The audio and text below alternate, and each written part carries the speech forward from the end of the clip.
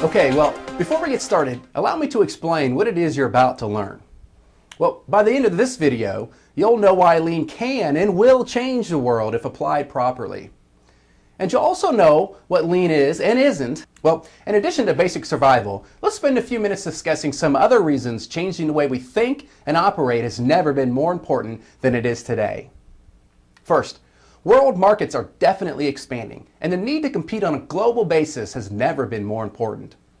It doesn't matter where in the world you live or work, I promise you someone is working to do it for less and at better quality. Next, because of the tough economic times we find ourselves in, our customers are demanding better quality, delivery, and lower costs like never before. And finally, the traditional methods of operating our companies simply don't work anymore. The days of holding massive amounts of inventory and taking months to deliver a product a consumer wants in days are long gone. Okay, well, now that we have a better understanding of the need for change, let's learn what lean is and how it can help each and every one of us. First of all, lean is an operational excellence strategy that enables you to change for the better. In fact, the Japanese word kaizen, which is often used by lean practitioners to describe the incremental improvements made throughout the lean journey, means to change for the better.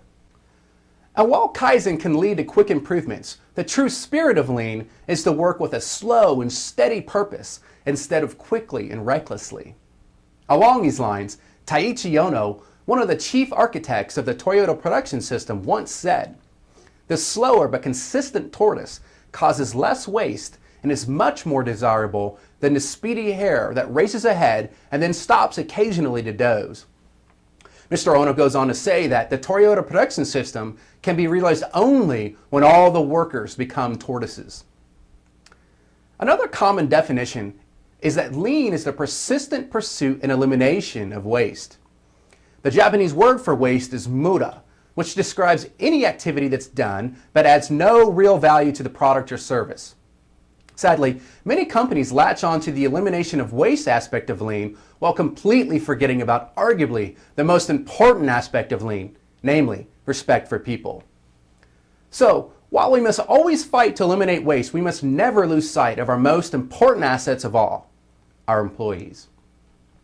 Finally, lean is not only about attacking waste while increasing the speed at which products are produced. You see, lean is also very focused on improving the quality of our products as well as the stability of our processes.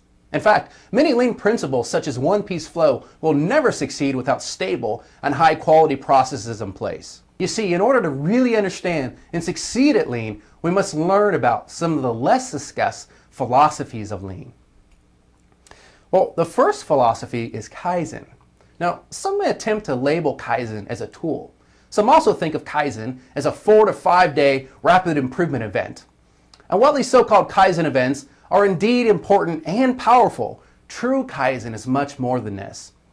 True kaizen is a way of thinking and working that basically asks the question, how can we improve something today? The kaizen mindset is one that never settles for good. Instead, it's always focused on finding a better way, even if it's just a little bit better. Next, as we mentioned earlier, lean companies must do their best to work slowly and with a steady purpose instead of quickly and recklessly. Another key philosophy of lean is Genchi Genbutsu, which literally means to go and see what's happening at the place the work is done. In other words, if there's a problem on a production floor, the management team shouldn't attempt to solve it from a conference or boardroom. Instead, they should go to the gemba, or the place the work is done, to see what the issue is with their own eyes. Finally, the idea of learning from our failures is extremely important. In other words, in order to succeed at lean, or any aspect of continuous improvement for that matter, an organization must be willing to try and fail from time to time, since learning from these failures will be the most powerful teacher of all. The organization must also learn to ask why over and over, not who, when attempting to identify the root cause of an issue.